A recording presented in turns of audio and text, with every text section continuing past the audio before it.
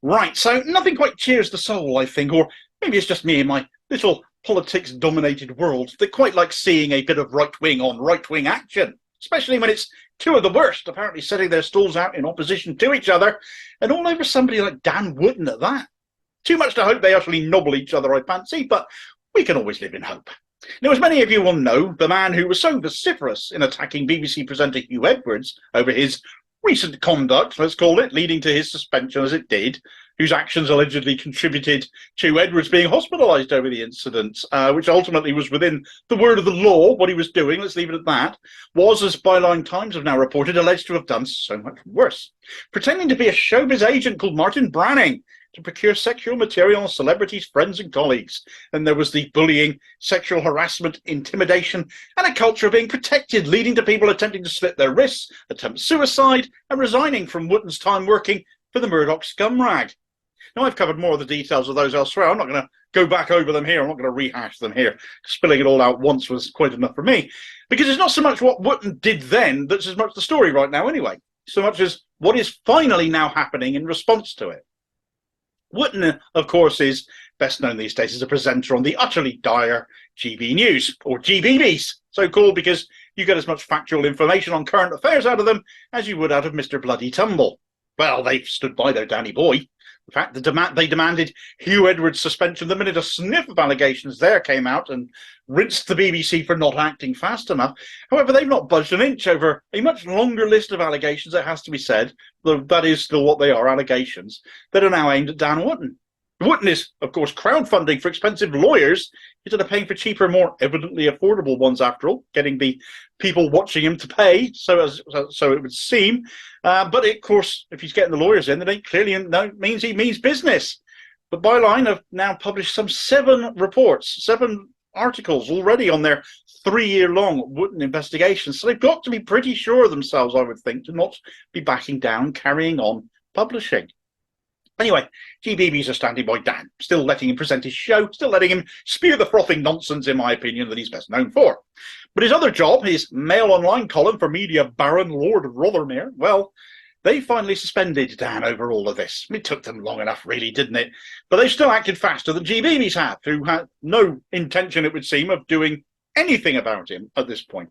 The MailOnline parent group, DMG Media, the umbrella company that owns all the Mail publications, Daily Mail, Sunday Mail, MailOnline, plus the Metro, New Scientist, iNews, all other bits and pieces that Rothermere owns, have issued a statement saying, "We are continuing to consider a series of allegations with Dan Wootton, who has written columns for MailOnline since 2021 as one of several outside freelance contributors, has strenuously denied.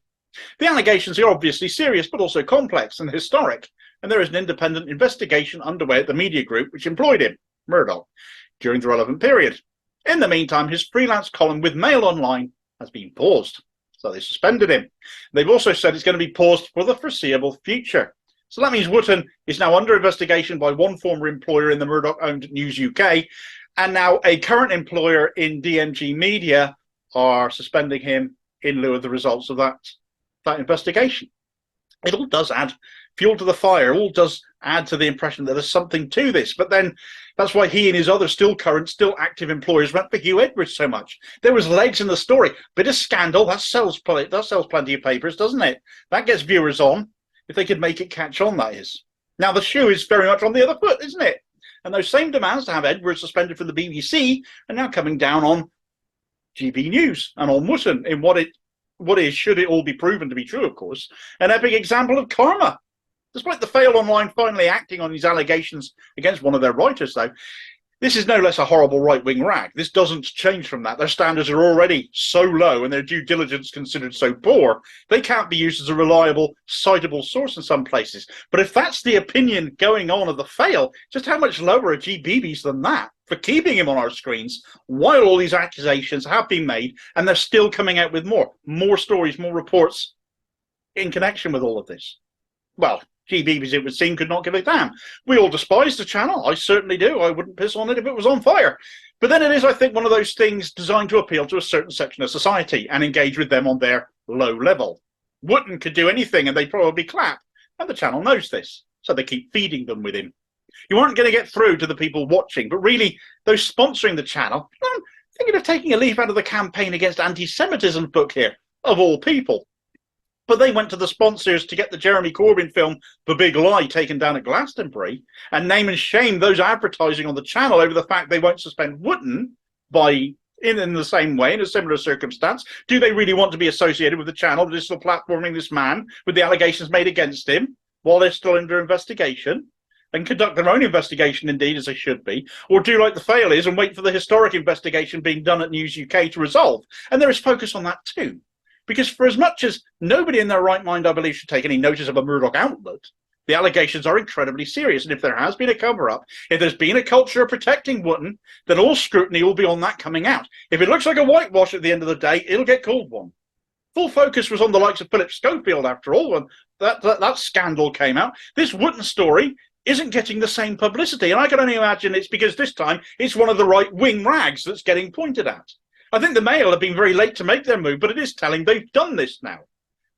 Being late loses them much in the way of brownie points here, I would suggest, but given GBeebies still won't bat an eyelid over this currently and continue to platform Wootton, does that now make the fail, compared to them, another woke lefty outlet for them to attack in their swivel-eyed view? Makes you wonder, doesn't it?